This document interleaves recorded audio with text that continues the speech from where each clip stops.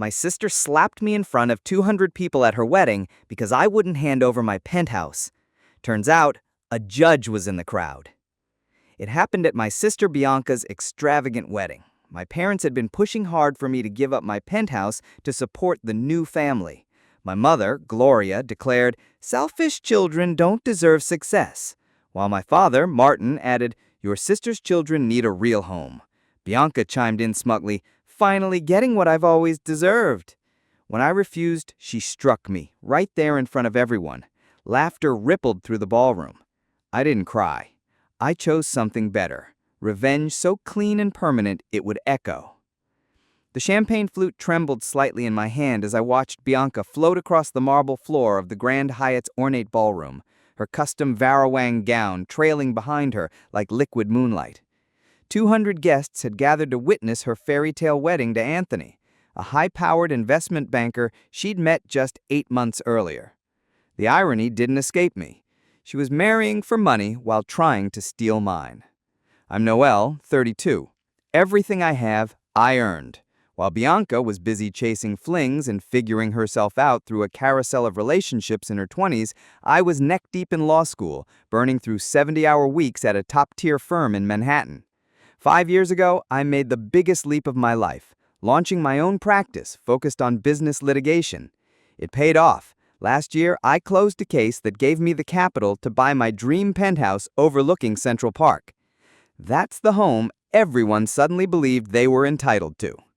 "Noel, darling, you look radiant," my mother cooed as she approached, wearing her signature too sweet smile, the one she reserved when she wanted something. Her silver bob was perfectly styled, and her navy gown easily cost more than a month of most people's rent. "We need to have a little family chat." My stomach clenched. In the Donovan household, family chat was code for emotional ambush. "Mom, it's Bianca's wedding. Can Miss wait?" "Actually, no," said Dad, appearing beside her with that tight, disappointed look he'd worn since I was a child. At 58, he still carried himself with sharp authority in his tailored tux, but his eyes told the real story. Judgment. Always judgment. "We've been talking about your living situation." "My living situation?" I echoed, gripping my champagne glass with both hands now. "Well, sweetheart, you know how Bianca and Anthony are planning to start a family. They'll need more space than that little apartment Anthony's been renting." I blinked. "They're not even pregnant yet, Mom." "But they will be soon," Bianca said, gliding into our circle with Anthony's arm around her waist. She was glowing, all auburn waves and green eyes, but beneath the polish was the same manipulative streak I'd known since we were kids. "We're planning to start trying right away." "Congratulations," I said cautiously. "I'm sure you'll find the perfect place to raise a family." "We already have," she replied with a smile so bright it almost masked the sting. "We want your penthouse." It hit me like a slap. "Excuse me?" "Noel, before you get defensive," Dad cut in, his voice adopting that condescending calm he mistook for diplomacy. "Try to see it logically. You're single. You don't need all that space. Bianca and Anthony, on the other hand, are building a future. They need room, for kids, for stability." "You want me to give them my home?" My voice stayed even, but I felt the fury bubbling. "It's not give," Mom quickly interjected. "Trade. You can take Anthony's apartment. It's perfectly fine for one person." "A 600-square-foot studio in Queens?" I asked flatly. "You're suggesting I give up my 3-bedroom penthouse in the Upper West Side for a studio in Queens?" "Noel, don't be so dramatic," Bianca said, her tone full of faux sweetness. "It's not like you even use all that space. You don't have a boyfriend or anything." That one landed exactly where she intended. Bianca had always been the golden child, the one who could do no wrong. Our parents called her bold for leaving college. When she job-hopped and changed partners, they said she was finding herself. When I graduated summa cum laude from Columbia Law School, they worried I was too driven. "I need those bedrooms," I said, my voice firmer now, "because it's my home. I worked for it. I paid for it, and I'm not giving it up." "Noel Elise Donovan," my mother's voice snapped, sharp and brittle. "That is incredibly selfish. Family comes first. Always family." I let out a dry laugh. "Have any of you ever treated me like family? When I needed help studying for the bar exam, you said I was isolating myself. When I launched my own firm and struggled, you called me reckless. And when I finally made it, you acted like it was dumb luck. That's not True, my father, Martin, said, but his voice was weak, like even he didn't believe it. Isn't it? I shot back. When was the last time any of you asked me how I was doing? About my career, my life, my happiness? The only time I seem to matter is when I have something you want. That's when I magically become part of the family again. Bianca stepped forward, her face flushed with fury. You know what your problem is, Noel? You've always been jealous of me. You can't stand that I'm getting married, that I'm going to have the family you'll never have. I'm not jealous of you, I said quietly. I'm disappointed in you. She laughed harshly. Disappointed in me? I'm the one getting married. I'm the one who's going to give mom and dad grandkids. What have you done, besides make money? I've built a life, I said evenly, one I'm proud of. I've earned every bit of it, and I've never asked any of you for anything. Well, now we're asking, Dad cut in, his voice hard. Your sister needs that penthouse more than you do. It's time you did something for your family instead of only thinking of yourself. Your father's right, Mom added, raising her voice. Selfish children don't deserve success. Everything's been handed to you, and now you won't even help your own sister. The absurdity of the accusation nearly made me laugh. Handed to me? I worked 3 jobs to get through law school. I lived on instant noodles and dollar coffee for 2 years while I built my practice. I've never taken a dime from any of you. Bianca's kids need a real home, Dad shouted suddenly, loud enough that heads turned. Several nearby guests paused mid-conversation to glance over. Not some cramped little apartment. They deserve better. They're not even conceived yet, I said, exasperated. But I knew I was losing. Losing in the way that only people who have been conditioned their whole lives to feel guilty for succeeding can lose. My family had always been masterful at making me feel wrong for standing tall. Bianca moved in closer. Her voice was cold and sharp. You know what, Noel? I'm done pretending to care about your feelings. I've always known I was the better daughter. I'm prettier, more likable. I'm the one Mom and Dad are proud of. And now I'm finally getting what I deserve. The words hovered in the air between us, barbed and baiting. Around us, wedding guests had started to gather, the music fading into background noise. Conversations dimmed. A hush fell over the space as more eyes turned toward our family's unfolding drama. And what exactly is it you think you deserve, Bianca? I asked, my voice low but unwavering. Everything, she said simply. The penthouse, the respect, the life you've been hoarding all for yourself. I deserve it all. And now I'm going to get it. Over my dead. The slap came before I could finish. Her hand whipped across my face with a sharp crack, the kind of sound that breaks a room. Pain bloomed across my cheek, and the ballroom went silent. 200 people watched, frozen. Then laughter. It started small, snickering from Bianca's friends, the ones who had always called me uptight or too serious, but it spread quickly. Wedding guests who barely knew me were chuckling, whispering, pointing. I heard one say, "Did you see that? She actually slapped her." Another, "About time someone put her in her place." I always knew she was full of herself. My face burned, but I didn't cry. I refused to give them that. Instead, I stood there, still, as their judgment echoed in every laugh and hushed comment. Bianca stood triumphant, smirking. Maybe now you'll start acting like a real sister. My parents said nothing. They didn't rush to defend me or reprimand their daughter. They didn't even move. They stood behind her like statues, watching, waiting, maybe hoping that this public humiliation would finally break me into compliance. But something shifted in that moment. I saw it clearly, like light through glass. This was never just about the penthouse. It was about keeping me small, keeping me beneath them. No matter what I achieved or how far I climbed, I would always be the lesser one in their eyes. But they'd miscalculated. They chose to shame me in front of 200 people, some of whom were prominent lawyers, business owners, and former clients. People who respected me, people who knew my name and my record, people who had seen what I could do in a courtroom. And now they'd seen what my family really was. I reached into my purse and pulled out my phone, my fingers unnervingly steady despite the fury coursing through my veins. "Noelle, what are you doing?" Mom asked, suddenly uneasy. I didn't answer. Her hand reached for me, but I kept typing. The laughter around us had started to fade. People were noticing now, realizing I wasn't reacting the way they expected. I wasn't crying, I wasn't storming off. I was doing something entirely different. "Noelle, put that away," Martin asked, suddenly uneasy. I didn't answer. Her hand reached for me, but I kept typing. The laughter around us had started to fade. People were noticing now, realizing I wasn't reacting the way they expected. I wasn't crying, I wasn't storming off. I was doing something entirely different. "Noelle, put that away," Martin said, sharply. "You're embarrassing yourself." "No," I replied, voice steady as I continued typing. "I'm not the one who should be embarrassed." Bianca lunged for my phone, but I stepped to the side and tapped send just as her fingers grazed the edge of the screen. "What did you just do?" she hissed, her face suddenly pale. I looked up at her, at both of my parents, and at the dozens of guests who were still watching us, eyes wide and whispering.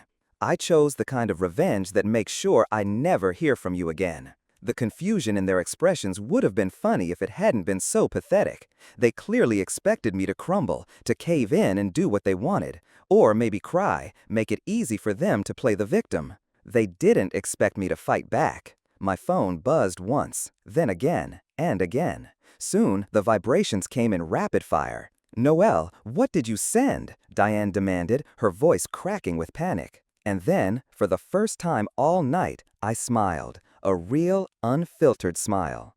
"I sent a message," I said, "to a group chat. The one with all my lawyer friends, journalists I've worked with, executives and business owners I've helped over the years. You know, the people who actually matter in this city." Bianca's color drained from her face. "What kind of message?" "Oh, just a little recap of tonight's events. How my own family tried to bully me into giving up my home for my sister. How my mother said selfish children don't deserve success. How my father said Bianca's imaginary children needed more. And how my sister slapped me, publicly, in front of 200 people because I wouldn't just hand it over." The ballroom was completely still now. Even the quartet had stopped playing. I also included a note, I added, about how everyone laughed. How a successful woman getting humiliated and physically assaulted by her own family was somehow funny. "You need to delete that," Dad snapped, low and threatening. "Right now." "Delete what? The truth?" I replied coolly. "Too late anyway. You know how social media works, Martin. Once something's out there, it doesn't come back." My phone buzzed non-stop now, messages pouring in, sympathy, outrage, offers to share the story further. The ripple effect had already begun. "You vindictive," Bianca started, her voice cracking. "No, Bianca," I cut her off. "I'm just done being your doormat." For the first time all evening, Derek finally spoke. "Noelle, maybe we can work something out. We didn't mean for things to go this far." I turned to him, the only trace of emotion being pity. "You married into the wrong family, Derek. You have no idea what you've gotten yourself into." "What do you mean?" he asked, brows furrowed, clearly confused. "I mean," I said slowly, "your new wife and her parents just created a long list of very powerful enemies tonight." He blanked. "Who?" "Judge Marianne Chen, for one. She was here tonight. She saw everything. She already texted me, told me how disgusted she was with Bianca's behavior." Bianca's face, already pale, turned green. "And David Rivas from the Times. He's been shadowing me this entire evening, hoping for an interview on my latest case. He watched the whole thing. He's already asking if I'd like to comment on how accomplished women are treated by their families." "Noelle, stop," Mom pleaded. "You're going to ruin Bianca's wedding." "Bianca ruined her own wedding," I replied, the moment she put her hands on me. "It was just a slap," Bianca shouted. "You're overreacting." "It was an assault," I said flatly, "and it happened in front of witnesses, 200 of them actually, including legal professionals, a judge, and a journalist. And now you want to talk about what I deserve?" I paused, let it settle. I deserve not to be attacked by my own family. I deserve basic respect. Then my phone rang. I checked the screen and couldn't help but smile. "Oh, this is interesting," I said, holding it up slightly. "It's Amanda Walsh from Walsh & Associates. You know, the PR firm that specializes in high-profile image crisis management." Bianca's expression crumbled. She's offering her services pro bono. In New York, Amanda Walsh was synonymous with damage control. If she was calling, that meant the story had already spilled beyond my personal contacts. "Please," Bianca whispered, barely audible. "Noelle, I'm sorry. I didn't mean to hit you. I was just emotional." "You're not sorry for hitting me," I replied, voice like steel. "You're sorry there are consequences. You're sorry you couldn't take what you wanted without being challenged. And for once, I wasn't going to let it go without pushback. But you're not sorry for what you did." "I am sorry," Bianca insisted. "I'll apologize publicly. I'll tell everyone it was a mistake." "It's too late for that," I said. "The damage is done." And it was.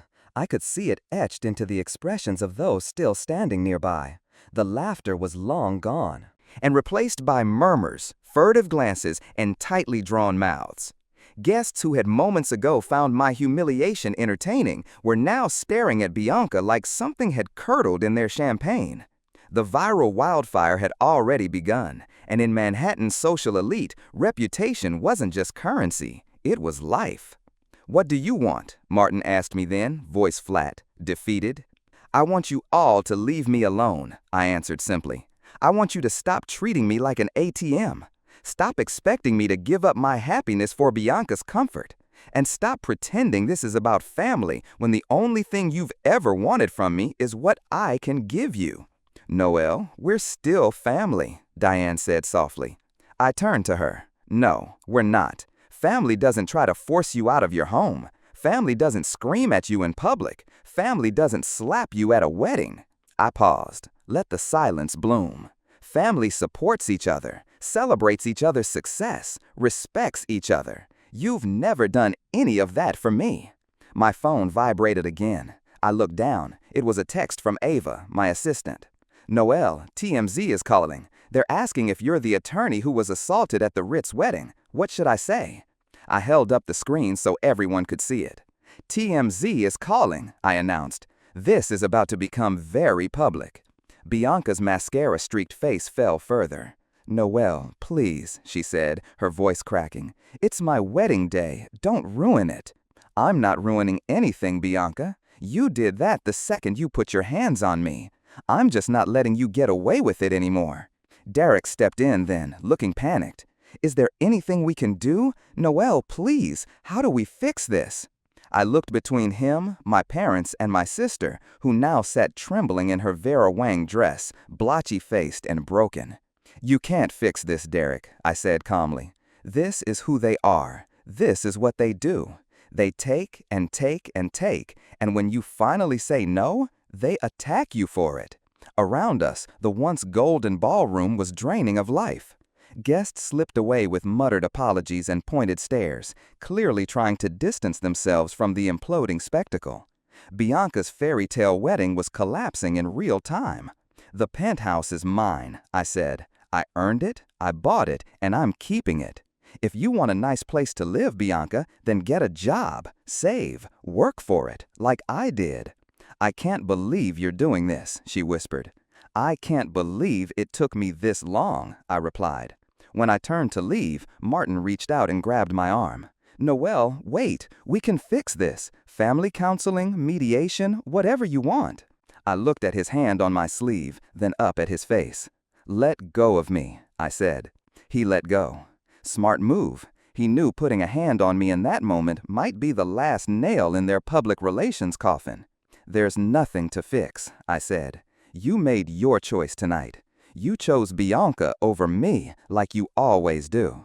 You chose her comfort over my effort, her demands over my boundaries.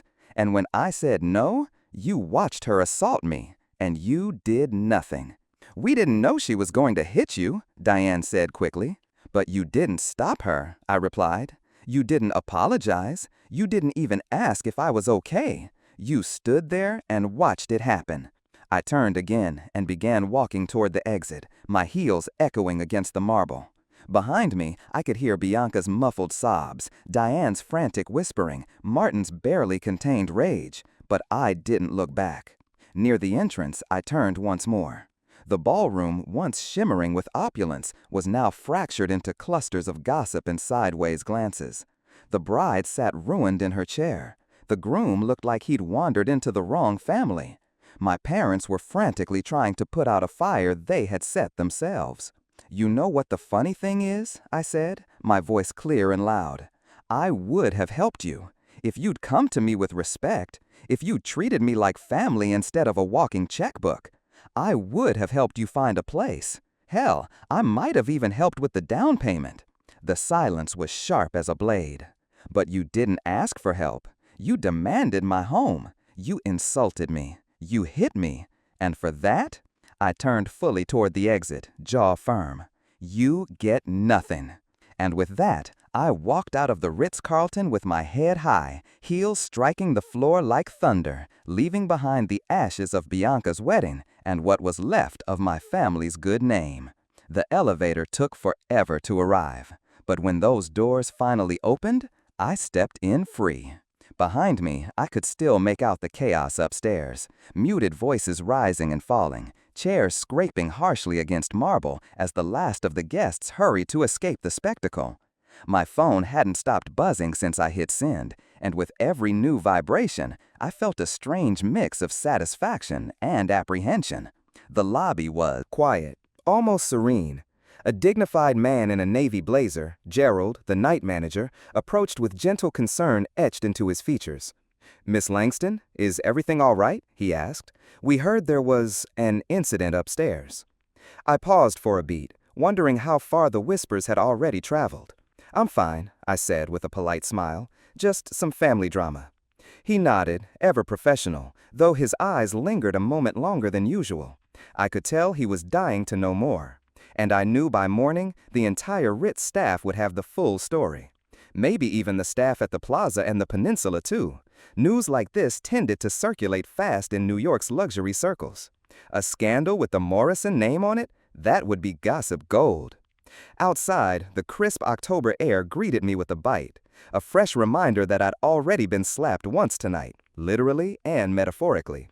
I stayed on the sidewalk a while, staring across Central Park South, watching yellow cabs weave through traffic, trying to steady the noise in my head.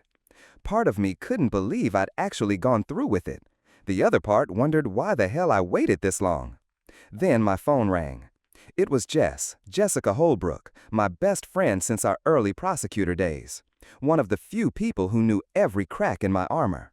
"Noelle, what the hell is going on?" she asked, not even bothering with hello. "I just saw the group message, and now there are photos all over Instagram. Did Bianca really slap you?"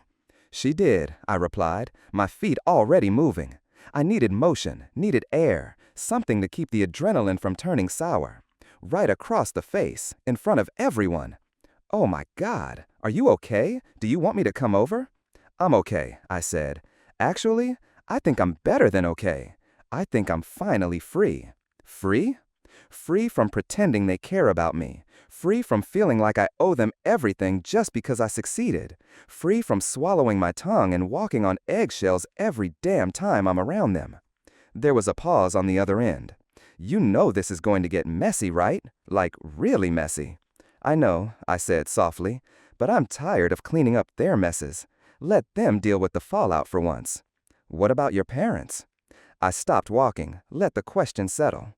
"They stood there, Jess," I said. "They stood there and watched their daughter hit me. They asked me to give up my home, so their golden child could play suburban fairy tale in my penthouse. And when I said no, they called me selfish. I'm done caring about their feelings." Jess was quiet for a moment. "You're right," she said finally. "I'm sorry. I know how much family used to mean to you." "Family still means everything to me," I said. "They just stopped being mine a long time ago." I was the only one who didn't realize it. After we hung up, I decided to walk instead of catching the train. I needed time to decompress, to reflect, to fully understand the weight of what had just happened. 40 blocks from Midtown to the Upper West Side would give me exactly that. As I made my way through the city's rhythmic pulse, my phone continued buzzing relentlessly. Texts from colleagues who had witnessed the wedding horror in real time, friends who had read my post and offered everything from cocktails to crash space, even a few cold professional messages from journalists who had somehow gotten my number. Then came one that made me stop walking entirely. Patricia Winters, the senior partner from my old firm. We hadn't spoken in nearly 2 years, not since I left to build my own practice. Our parting was amicable but distant. "Noel," the message read, "I only just heard. I want you to know you have my full support. What happened tonight was disgraceful, and I'm proud of you for standing your ground. If you need anything, guidance, a referral, a favor, don't hesitate. I mean it." I stood there for a long time, blinking back the sting in my eyes. Not from pain, not from shame, but from gratitude. Someone who barely knew my family, who owed me nothing, had reached out because it was right, because she was decent. And in that moment, something truly crystallized for me. They painted me as cold, greedy, distant, but the messages flooding my inbox told a different story. They came from people who actually knew me, the one who mentored first-year associates without being asked, who handled pro bono domestic violence cases late at night, who volunteered at clinics despite working 80-hour weeks. That was who I was, not the villain in Bianca's tantrum. By the time I reached my building, I had over 200 unread messages. My phone was practically hot in my hand. Lewis, the doorman who had worked there as long as I'd lived in the penthouse, looked up from his desk with wide eyes. "Miss Langston, you okay? You look like you've had a night." I managed to smile. That's one way of putting it. Lewis Had seen me through law school, through brutal trial prep, through sleepless months building my own firm from scratch. He once brought me soup when I was sick and forgot to eat for a day and a half. "I heard something happened," he added. "Was it the wedding?" "It was the wedding," I said simply. "But it wasn't just about tonight.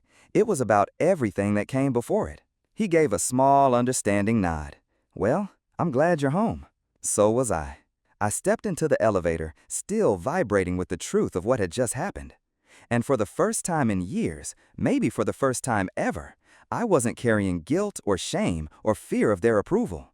I was just carrying me, and for once, that was more than enough. Sitting in my robe, I realized I was finally reclaiming my peace, not just physically in my space, but mentally too. The Pad Ki Ma was warm, comforting, familiar. Unlike the chaos of the day, it asked nothing from me except to be enjoyed. I continued scrolling through the storm of responses. On X, formerly Twitter, hashtags were trending. Penthouse slap, sisters and scandals, justice for Noel. Commentators were debating everything from inheritance rights to emotional labor in families. Some argued I should press charges to make an example out of abusive entitlement. Others simply thanked me for standing up and showing that even in elite circles, boundaries matter. Then came an email. Subject line, feature opportunity, The Atlantic.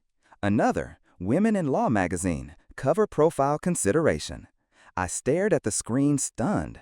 One public humiliation, and now people were suddenly interested in the story of the woman behind the slap. The irony was brutal and poetic. For so long, I'd been pushed aside, quietly, politely, by people who called it love.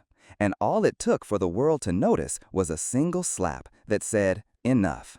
I didn't feel victorious in the typical sense. This wasn't triumph with trumpets and champagne. It was something subtler, a steady pulse of rightness humming in my chest. I hadn't retaliated with cruelty or spectacle. I had exposed the truth and let the world see what I'd lived with for years. Bianca's mask had cracked. My parents' blind favoritism had spilled into the open. And me? I had finally, undeniably, chosen myself. I finished my meal and set the empty container on the coffee table. Outside the window, the city kept pulsing with its usual rhythm: cabs, lights, endless movement. But inside, everything was still, grounded. Tomorrow would bring more calls, more coverage, and probably more damage control. But tonight? Tonight was mine.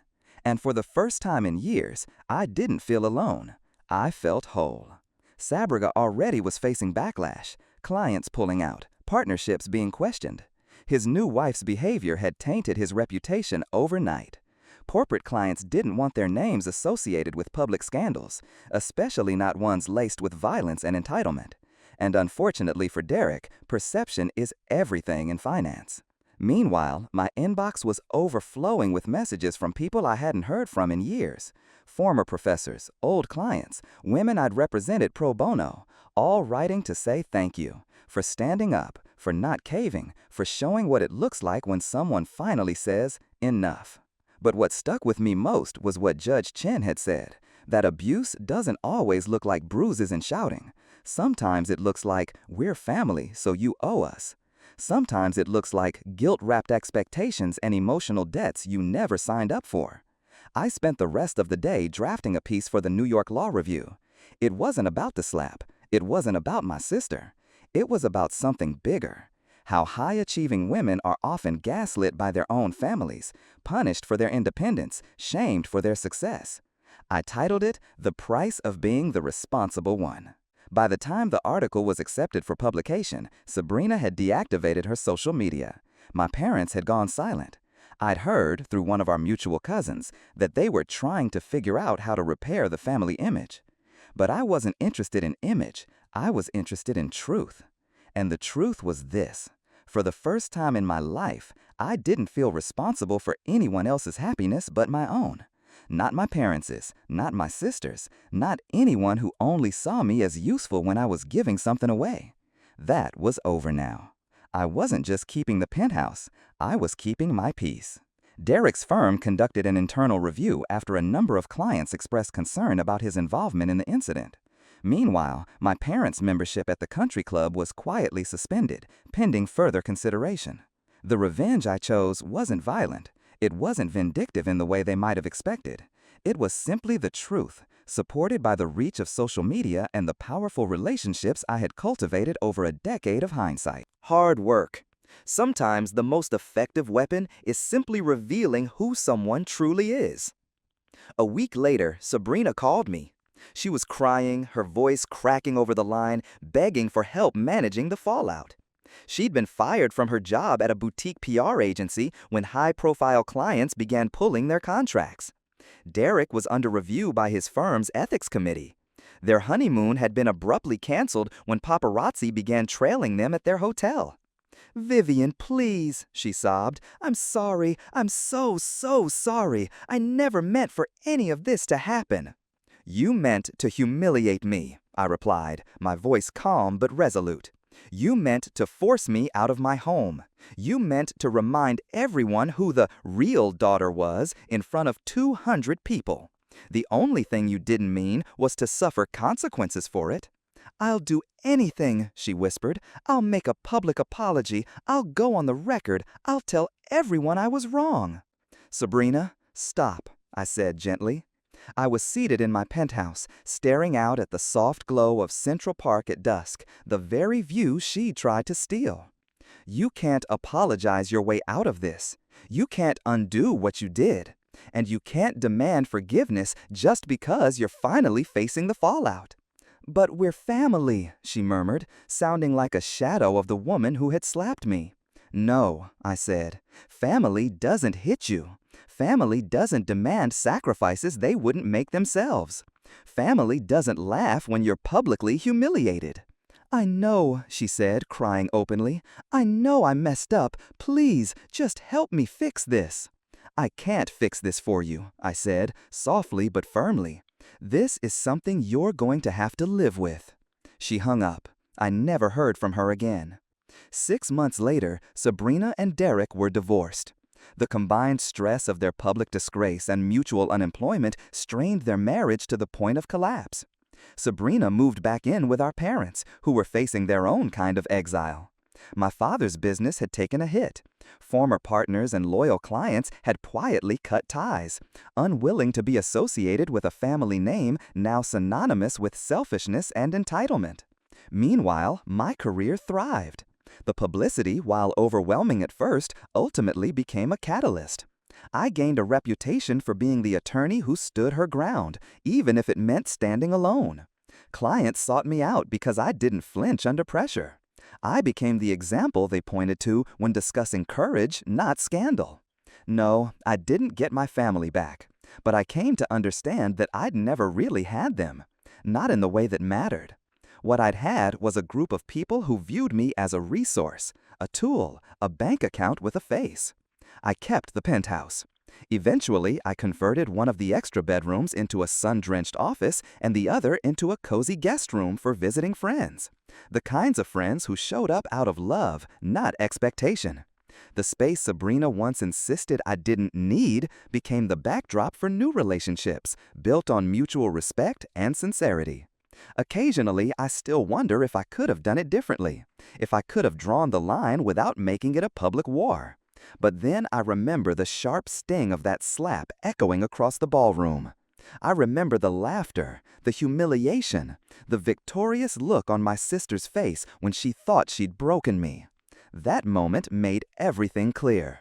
I didn't just choose revenge, I chose closure, and it worked. They never asked me for anything again. And though the silence that followed was unexpected, it was exactly what I'd hoped for. Because in the end, the most powerful revenge isn't retaliation. It's the refusal to let them get away with it.